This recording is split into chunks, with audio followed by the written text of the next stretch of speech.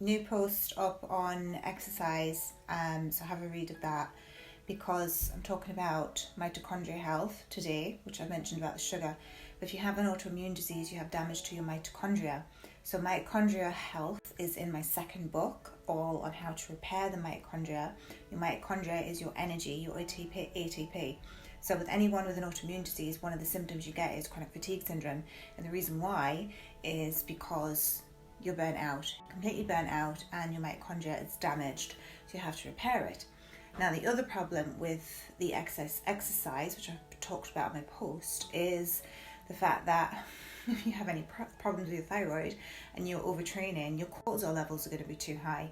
And when your cortisol levels are too high, it can create an underactive thyroid because it's too much cortisol in your body, especially if you're someone who can't switch cortisol off. So remember, cortisol is great for us. We need it. It repairs the body, but in excess amounts, it damages the body. So a lot of females are burnt out because they're running around looking after their kids, going to work, staying in the house, everything. On top of that, they want to exercise and train. So they're just living on cortisol. So is there any wonder that so many females have underactive thyroids and problems with their thyroid because they are totally burning it out with this cortisol? So this is why it is very encourageable to do yoga, because it's more mindful. We are focusing on the breath as we do in Pilates, but it is a little bit more upbeat, I would like to say, especially in my classes. But it is still lower impact, even though it doesn't feel it at the time because you're working extra super hard in my classes. But it is lower impact, and it's not going to damage and burn you out as much as running. Running is just, it's so bad as you get older, especially when you and the joints. I have so many clients in my Pilates classes who are older and they have given up running because they have just buggered their knees up, their hips are buggered, and they've had their good run, literally their good run, they've done marathons and everything, and now they're like, no more. And this is why they're doing Pilates. Pilates is a form of physiotherapy. This is why they get sent to my classes, as they're sent by the doctors and physios. So lower impact is really good as you get older.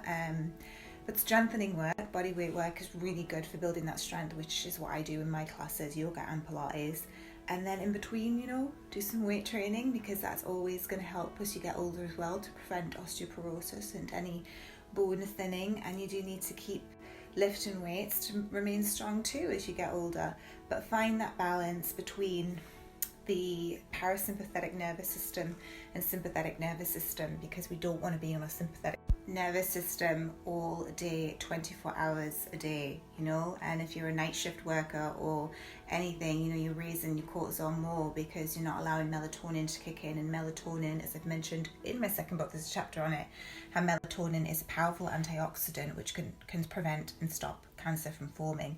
So sleep is essential to heal, rest, repair, and get us in that parasympathetic nervous state. That's what we have to be in. And it's not always easy, guys. I'm with you on this one. Like, my problem is cortisol all the time, because I just it seems to be an autoimmune issue as well. Anyone with an autoimmune tends to have higher cortisol and is running around like a crazy person trying to get everything done at 100 miles an hour.